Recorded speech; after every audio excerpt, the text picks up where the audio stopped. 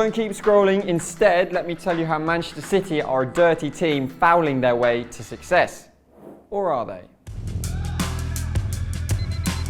So you thought Manchester City got to where they are because of pretty passing, tiki-taka and Raheem Sterling. But no, as hinted at in their game on the opening day of the season against West Ham, there seems to be a dirtier side to City, and I'm not talking about two-footed lunges and elbows to the face. No, it's a bit more cynical than that. Let me elaborate with a few statistics.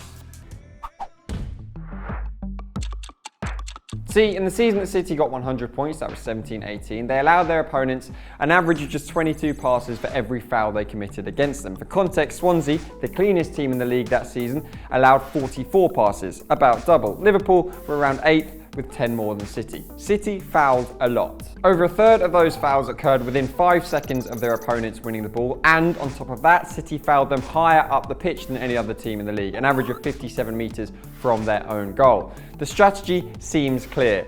Win the ball back as early as possible, and if you can't, just stop the opposition. For a long time, it was Fernandinho's job to lead these disruptive tactics, and it seems like referees tended to let him get away with it. The Brazilian needed to commit an average of 8 fouls for every yellow card he received last season, whereas for context, Lucas Torreira got a yellow card for every 5 fouls, Fabinho for every 4.5, and Jorginho for every 4. City, by contrast, seemed to be allowed to get away with a lot of their shadier play.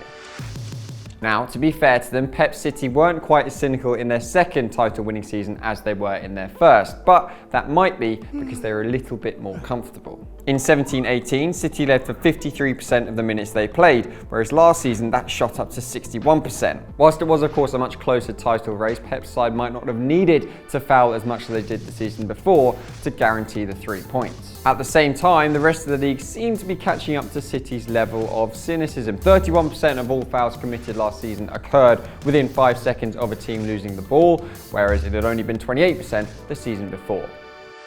Now, City might be masters of the dark arts, but let's not get all sanctimonious here. Liverpool upped their game last season in more ways than one. For a start, 35% of their fouls were within those magic 5 seconds, making them the 3rd highest team for that metric, and more tellingly, they actually overtook City for location of fouls. Last season, their fouls occurred on average 60 metres from their own goal. And there seems to be a correlation here, let's call it the stop by any means approach, of which City and Liverpool were the biggest proponents. They fouled early and conceded the fewest chances per game of anyone in the league. Coincidence? Perhaps, but you can see logic behind that approach. And whilst Fernandinho may escape punishment where his peers do not, such as Lucas Torreira and Jorginho, Liverpool have their own little devious angel. Roberto Firmino committed more fouls than anybody else in the Premier League last season without getting a yellow card. So, it's all fair game.